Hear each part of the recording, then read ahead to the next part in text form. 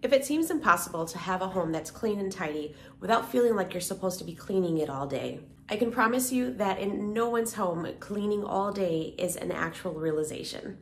It's actually just a collection of systems, strategies, and priorities that they have set inside your home. So we're going to talk more about that. The first secret to many clean homes is the boundaries and limits that people set inside their homes to help foster a tidy home regularly. When we overlook something as simple as boundaries, we can miss out on the life-changing aspects that it has, because not having boundaries can actually create chaos. So just to give you an example, we have boundaries in our home to help control where things go, where things are done, like the physical spaces they're done in, and how they are done.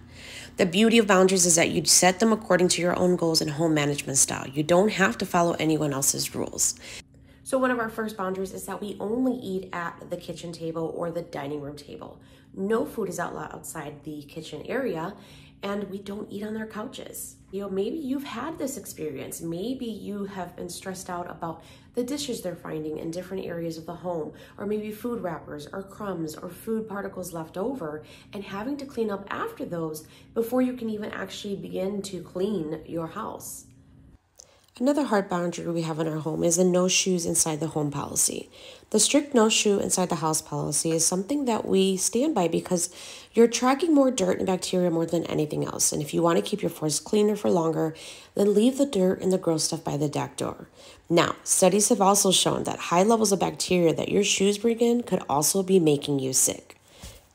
Having the no-shoe policy also enforces you to create systems for your shoes when you walk inside the home, so that way you aren't searching for lost shoes in the morning rush. I have 3 landing zones for our shoes in our home because we have 3 doors and each spot has a place for shoes. Now, if you're wondering how to get your guests to follow this rule, I share a blog post in the description below. One of our loose boundaries is that most toys must stay in the playroom. So if you have a playroom, that's great. If not, make a play area, and the rule is that most toys must stay in that area.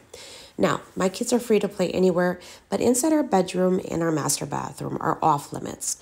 Toys can be played around the home, but most of them are bound to the basement because that's where my children have the most space to play freely and where the toys live permanently. And this also helps get toys back to their homes more often than not. So one of the next secrets is cleaning up after dinner. When everyone is done at the dinner table, everyone is responsible for putting their plates, their cups, their silverware, their dirty napkins, and cleaning up the area in which they are sitting. And this includes my kids either vacuuming or sweeping up just a general area of where they were, so that at the end of the night, when I'm ready to load the dishwasher and I'm ready to do what I call my kitchen reset, I am not cleaning everyone else's messes. I'm just doing the general part of cleaning of the kitchen. The next secret I want to share with you is putting things back right away. One of the most simplest but most powerful habits that you can actually enforce inside your home. The reason being is because it's so easy to just put things down and then move on to another task or take care of something else and then leaving it for later. What happens is we get distracted, and then putting it down then means later never comes. And so we're having to go back to it when we do go back to it.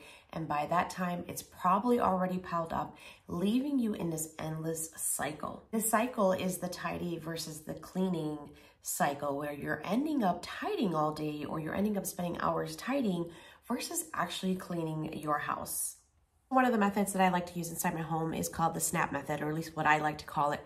See it, now act, and put it away. Really all it is something to help you remember that when you see something in that moment, just take care of it right away. The goal is just to save time and to make space for your future self to not have to deal with the mess that piles up over time. Now, I talk a lot about habit stacking inside my blog, inside all of my videos, but one of the things that has been a huge secret for us in keeping a tidy home is to never leave a room empty-handed.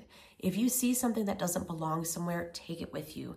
As you lead yourself to the next room, the bedroom, the basement, take whatever item doesn't belong in that area and move it to that next area. Even kind of stage it. Maybe you create a basket here on the stairs and saying this doesn't belong on the first floor, but it belongs on the second floor, so that at a later time you can take it upstairs. But if you see it, you just want to take it to the next room and never leave a room empty-handed. My final tip on having a clean and tidy home is to make sure that you have something called non-negotiables. This is something that you complete every single day at a certain time. For example, in this video, I talk about my 5 morning non-negotiable tasks that I do to help me keep a clean and tidy home right before I walk out the door. And this is something you can do if you are working outside the home. But there are also non-negotiable tasks that I do at night, like my kitchen reset. And this includes doing the dishes, wiping the counters, sweeping the floors, and getting things prepped for the morning. I want to encourage you to know that cleaning doesn't involve you dedicating your entire daily life to it. Try to implement some of these tips one by one. I promise you, you will see a change. Remember, a clean home is meant to serve you. I hope you enjoyed today's video, and for more inspiration, be sure to check out this video and this video.